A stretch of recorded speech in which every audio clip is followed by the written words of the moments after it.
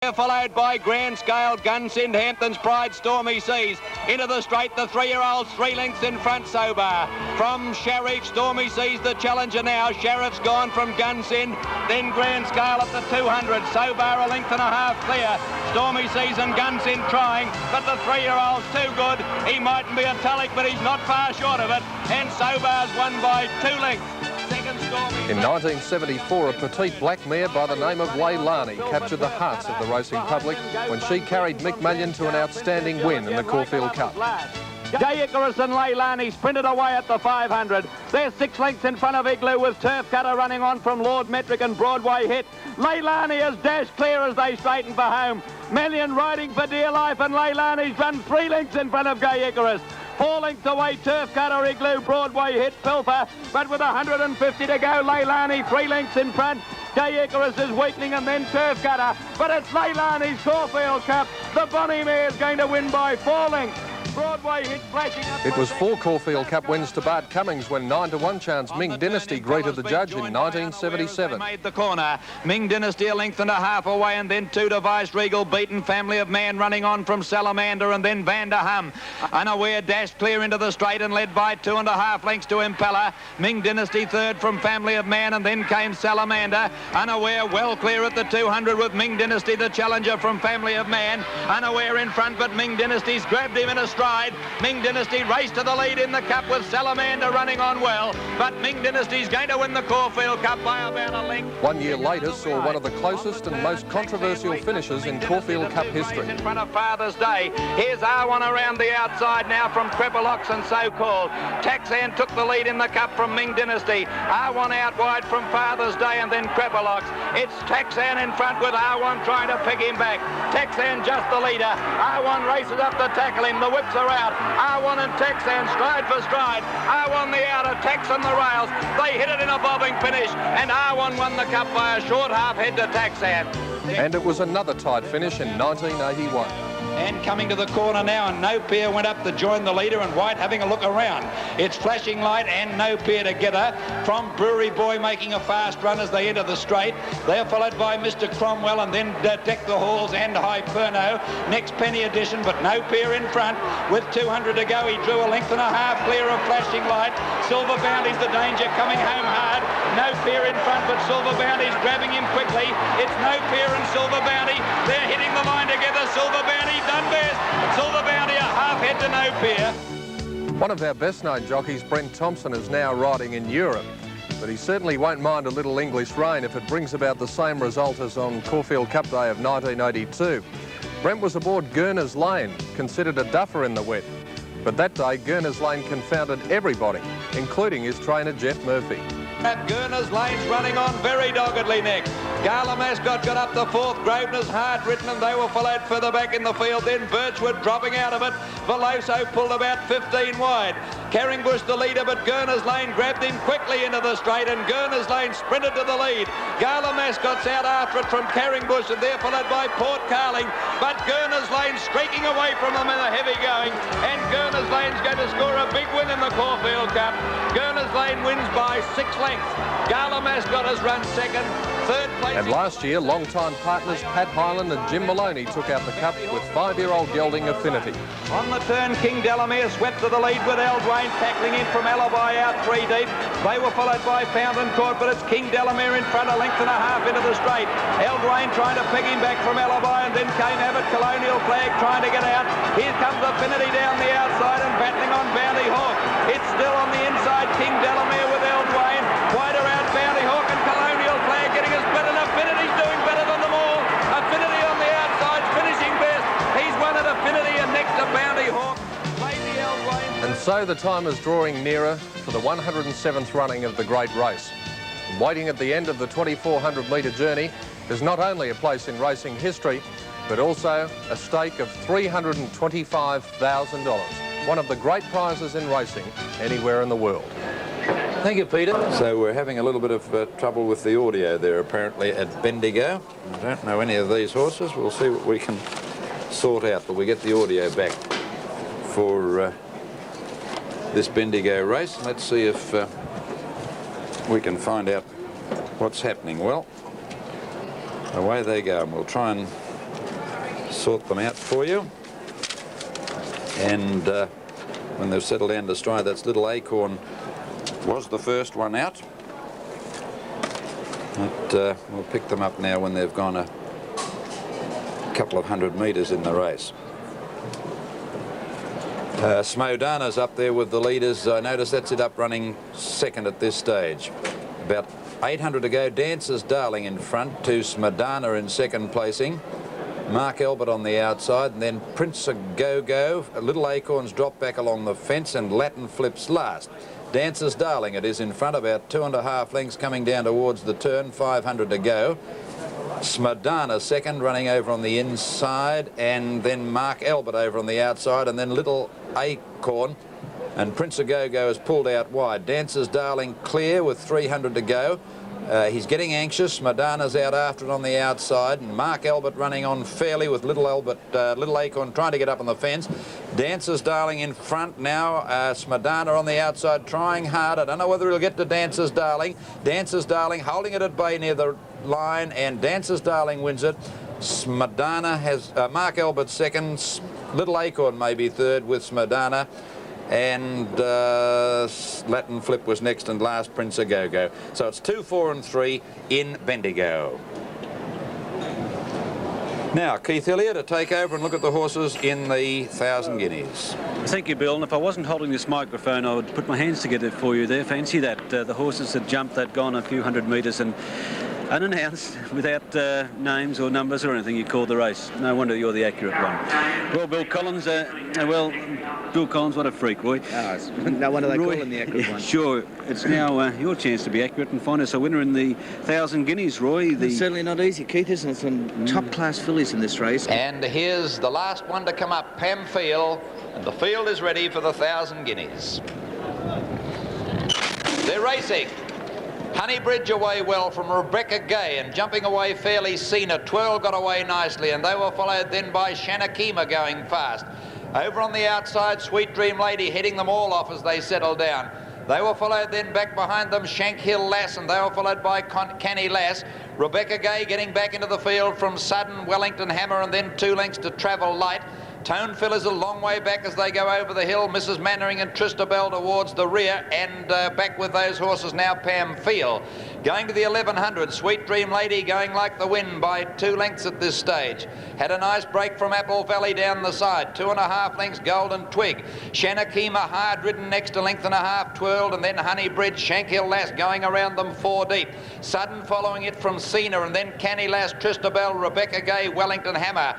They were followed 2 lengths further back in the field then by Travel Light, and Heat of the Moment. They're a mile out of it. Then Pam Field followed by Tonefill second last, and Mrs. Mannering last. On the turn, 500 out. Sweet Dream Lady in front. The leaders are stopping. Only a length Apple Valley, a length and a half Shankhill Lass, who's done it hard but moved up third from Sudden. Then Tristabel, Twirl looking for the way out from Golden Twig, and then Rebecca Gay, Canny Lass on the outside, Tonefill. In the straight, Shankhill Lass got to the lead now from Apple Valley. On the inside of those then came Sweet Dream Lady. Tonefill and Twirl putting in their runs, but Shankhill Lass has broken clear. Rebecca Gay coming with a late run on the outside with Heat of the Moment, but Shankhill Lass clear near the line. Heat of the Moment flying but won't make it, and Shankhill Lass wins it a neck to Heat of the Moment. Very close for third, Rebecca Gay, the outside of their Travel Light and Tonefill. A gap further back, Mrs. Mannering, and then Pam Field. They're followed by Apple Valley, Shinakima, Tristabel. With them, Wellington Hammer, Canny Lass, and then Honeybridge, followed by Twirl. Back behind them, Golden Twig, Cena, and Sweet Dream Lady. Last of all was Sudden. Official placings for the 1,000 guineas. The judges call for a photo to separate Shankhill Lass on the rails from the very fast finishing Heat of the Moment on the outside. And it's very close for third placing in the event, with Rebecca Gay the outside, and number 1 is the winner. Number 1, Shankhill Lass, ridden by L. Dittman as first. Number 1, Shankhill Lass, L. Dittman first. Number 5, Heat of the Moment, J. Cassidy second. And number 3, Rebecca Gay, ridden by B. Werner, was third. And the judges called for a developed print for 4th placing in the event.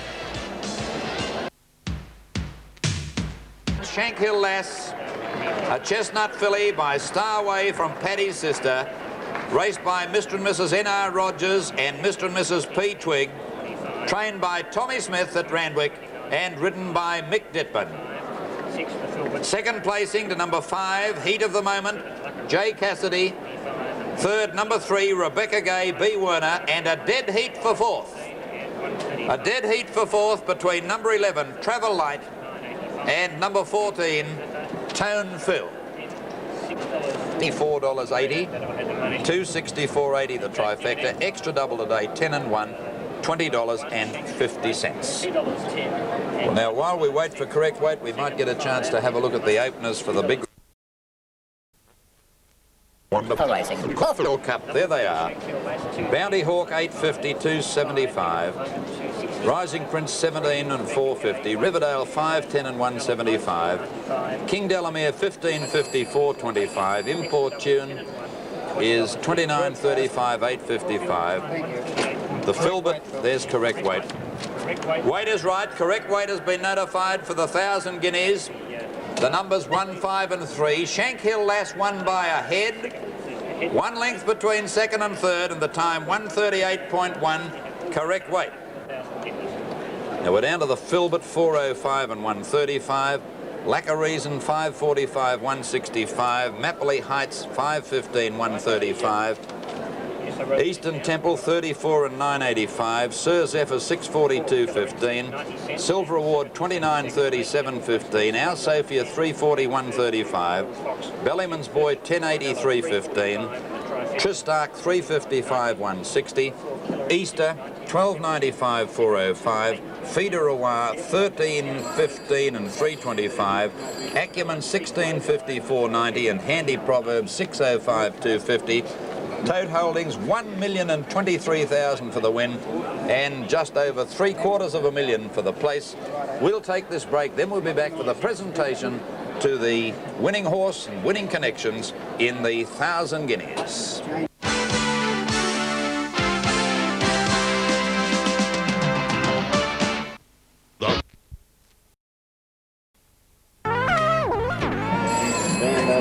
Good afternoon, ladies and gentlemen. Welcome to viewers throughout Australia and New Zealand to our special Caulfield Cup Hour. The day has dawned fine. The track is officially dead, but it is really good. They've been running fast times throughout the day. And the Victorian Navy Band in attendance out on the track here at Caulfield near the winning post, entertaining a very large crowd in attendance here today. The racing so far has been most interesting. Shankhill Lass having won the 1,000 guineas, the great race for 3-year-old fillies, and the crowd in good humour with well-fancied horses scoring in the 4 races that have been decided so far. The sun has shone brightly after a rather dull morning this morning as we get closer now to the running of the big race. One of the favourites for the event, Tristark, in her stall. Tristark, winner of the AJC Derby, winner of 2 weight for age races recently, is in fine form at the moment. There's the scene looking from the centre of the track, the crowded car park across to the main stands.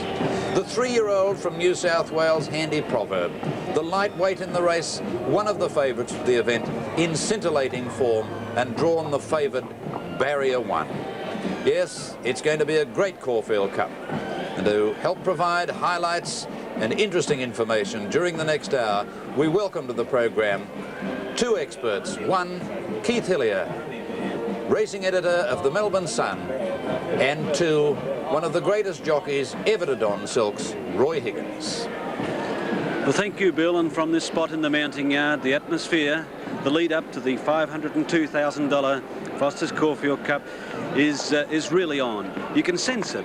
The race goers are starting to line the mounting yard, grabbing vantage points now. It is almost impossible to get a bet on. Tote window queues stretch very long, and there's going to be a 5-10 minute wait for any bet to be made. With me, as Bill Collins mentioned, is the 11 times Premier Jockey of Victoria, Roy Higgins, a man who won the 1969 Melbourne Cup, Roy, in most controversial circumstances on Big Faloo. Yes, it's still spoken about today, actually, Keith. It was one of those things that actually happened. I won on protest as we pick it up here on our monitor. Nasori ducked round the outside just as I was going through in the centre. between the two leaders and sort of took my running, and I protested. Had I have not only just got beaten, which you'll see Big Faloo now lunge at Nasori right near the line, and I protested on the grounds that Nasori cost me at least one length, but it's very controversial, and it's good for the public to be able to see that, because not many people could really pick it up on race day, but it's not a good way to win a Caulfield Cup, but I wish Keith had have been as it is today, $500,000. Right. Well, the Caulfield Cup has a massive build-up. There will be highlights again, of course, today. We hope that there is not another protest. For a report on the track and other scene-setting information, we join now Peter Donning. Thank you, Keith. Well, out here on the track, everything is in readiness for the big race, and the track was officially classified as dead at the start of the day, but it's probably closer to good as we look down at the track now, and there's an excellent covering of grass, and as far as with the pen trying to poke it in, which is always a very good indication, it doesn't make any impression on the track whatsoever, so the track really is closer to good, and there'll be no excuses for any of the runners in this afternoon's $500,000 Caulfield Cup. Well, 5 on the card, and your commentator is Brian Markovic. Standing high up in the stalls, and Hoodoo Joe giving trouble at the moment. Hoodoo Joe, he's the sub and equal pick in the race with Total Band. The rider still straddling the stalls at the moment. He's drawn in 8, this fellow Hoodoo Joe, who should be pretty close to his best. Now, the rider climbing back on board, Hoodoo Joe, that's Ron Burgess, the stable going for a double.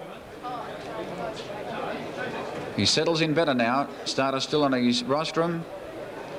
Walking across to the button. The lights on. Set. Good line. Lord Stain throwing his head about. Lights still on. We're all set for a start. First leg of the double quadrilla race 5. Lights still on.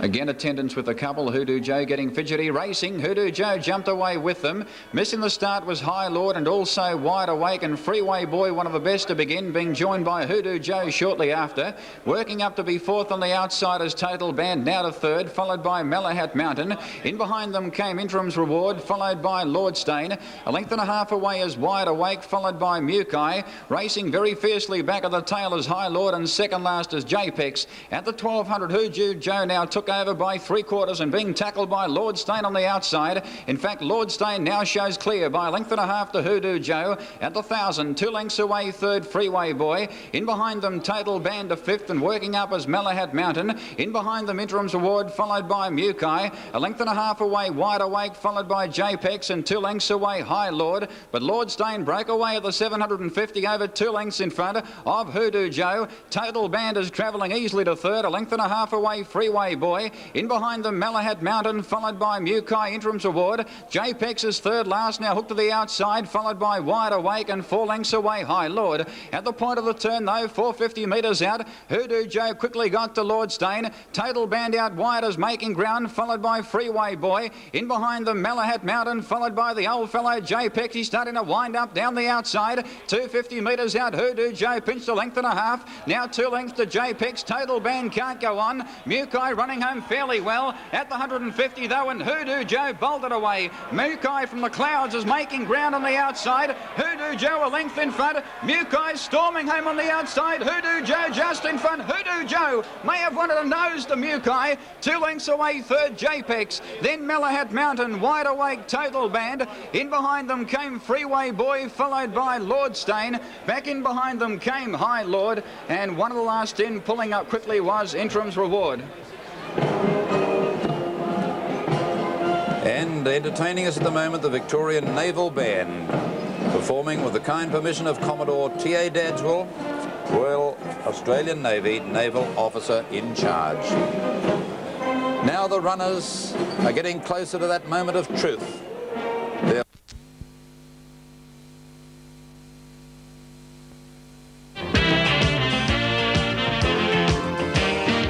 So the runners moving into the barrier for the start of the 1985 Caulfield Cup, a field of great race horses, the race itself to be called by perhaps the greatest race caller of them all, Bill Collins, who today calls his 32nd Caulfield Cup. Two changes of colour in the race in caps. Acumen a white cap to distinguish it from Bellyman's Boy. Eastern Temple a gold cap to distinguish it from Importune. Handy Proverb standing well on the inside. Mapley Heights next to it. The Filbert in barrier 3 as they move in at the top of the straight from Our Sophia. Sir Zephyr's ready, Rising Prince, Bellyman's Boy, Lack of Reason, Riverdale, Bounty Hawk, King Delamere, Silver Award. Now Importune is walking forward, just behind the line, goes in. Feeder Aware is ready, and we're waiting on Easter and Eastern Temple. They're the two to move up. Acumen standing quietly. Eastern Temple's in. Easter drawn the outside. They're all set for the cup. The field settling in the stalls. There's the light and away they go. Caught them well too. And Handy Proverb began well over on the inside with the Filbert and Rising Prince from Sir Zephyr, followed then on the outside of those horses by King Delamere. Bellyman's Boy racing towards the lead with Feeder Aware, and they were followed then by Importune. On the outside, Eastern Temple from Silver Award, and then came Riverdale. On the outside is now Acumen and Lack of Reason, followed by Our Sophia. Easter's gone very wide as they swing towards the turn out of the straight. Back behind them, Bounty Hawk, Mapley Heights and Tristark. The leader, Rising Prince, fighting for his head at the 2,000. 3 lengths to Handy Proverb, second a half to Bellyman's Boy. On the inside of those, the Filbert. They were followed by Feeder Aware going around the outside from Sir Zephyr, King Delamere, and then came Lack of Reason. A length further back, Eastern Temple and Importune, and they're followed by Riverdale, Our Sophia, followed by Silver Award, Acumen, Bounty Hawk. Then further back is Easter from Tristark, and last Mapley Heights. At the 1600, there's not a lot of pace on, and Rising Prince 2 lengths in front of Feeder Aware. Handy Proverb a half length away on the rails, third from the Filbert. Riverdale making ground 3 deep around the outside of that bunch from Bellyman's Boy. Then King Delamere a length away from Sir Zephyr, Lack of Reason, Eastern Temple, and then Importune. They're followed by Silver Award, Our Sophia a length to Acumen, a length and a half further back is Easter. Then Bounty Hawk, Tristark second last, and last Mapley Heights. 1,000 to go, and the leader still Rising Prince, only a half length to Feeder Aware. On the outside, 3 deep, Mapley Heights. Handy Proverbs had the run of the race fourth. On the outside of it, Bellyman's Boy a length to Sir Zephyr, and then the Filbert snookered. They were followed then by Importune, commencing a run around the outside with Acumen and Our Sophia to the outside. Tristark commencing a run from Lack of Reason, and then Silver Award further back in the field. Next, Bounty Hawk, Mapley Heights, Eastern Temple back at the rear with Easter. 600 to go on the corner. There's a great battle, about 4 in line. Acumen went up on the outside to join Riverdale, Rising Prince and Feeder Aware. Handy Proverb badly needing a run. Here's Tristark round the outside. Our Sophia following it into the straight. It's a great battle here. Tristark loomed up to join the leaders. Rising Prince and Tristark together now. They're followed by Lack of Reason and Our Sophia. Halfway down the straight, Tristark is the leader. The Filbert getting out late. Tristark in front from Lack of Reason and Our Sophia and the Filbert. Tristark the leader, Our Sophia grabbing it on the line, but Tristark won it a neck to Our Sophia. Lack of Reason third. Fourth, the Filbert from Rising Prince. Mapley Heights ran on well next. They're followed by Bounty Hawk, and behind them is Easter. Handy Proverb weakened badly from Sir Zephyr, and then Feeder Aware. They're followed by Acumen. Well back in the field, Eastern Temple, King Delamere, Riverdale, who failed to stay badly, and Bellyman's Boy, and Importune did not complete the course. Official placings for the Foster's Caulfield Cup. The judge has called for the photo. The judge has called for a photo to separate Tristark on the inside from Our Sophia on the outside, with Lack of Reason getting up to get third placing just in front of the Filbert. Number 14 is the winner. Number 14, Tristark, ridden by W. Trelaw. Number 14, Tristark, W. Trelaw is first. Number 12, Our Sophia, ridden by H. White is second. And number 7, Lack of Reason, ridden by G. Willets third. And officially, 4th and 5th placings coming up. 4th is number 6, the Filbert, and 5th is number 2, Rising Prince. Raced in partnership by N. Column, P. Shepherd, G. Smorgan, J. Stiles and A. White. Trained at Epsom by R.S. MacDonald and ridden by Wayne Treloar. Second, number 12, Our Sophia, H. White. Third, number 7, Lack of Reason, G. Willits rather.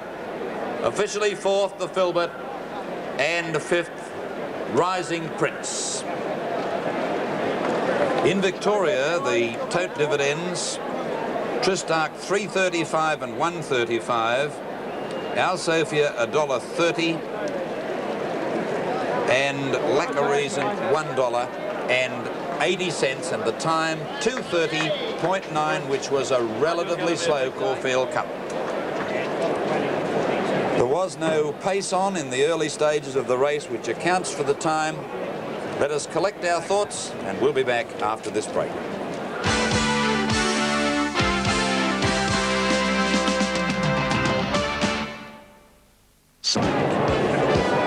At Caulfield, correct weight has been notified for the Cup, and the official totes were Tristark 3.35 and 1.35, Our Sophia 1.30, Lack of Reason $1.80, Quinella and Trifecta are not yet to hand.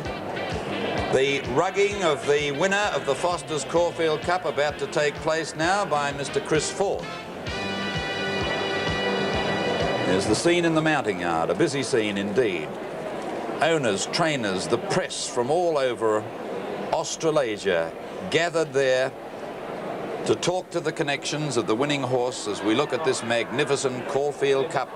And let us remember now and look back on the running of the 1985 Caulfield Cup over the concluding stages as we highlight Tristark in the green colours, making her run around the outside of the field. About 4 in line. Acumen went up on the outside to join Riverdale, Rising Prince and Feeder Awar. Handy Proverb badly needing a run. Here's Tristark round the outside.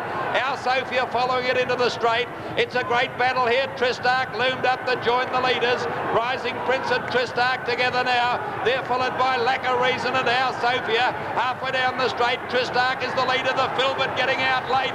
Tristark in front from Lack of Reason and Our Sophia and the Filbert. Tristark the leader, Our Sophia grabbing it on the line, but Tristark won it the next to Our Sophia, Lack of Reason. And there is the great mare Tristark with the Foster's Caulfield Cup rug, having been placed on it by Mr. Chris Ford. And we'll be back for the presentation after this break.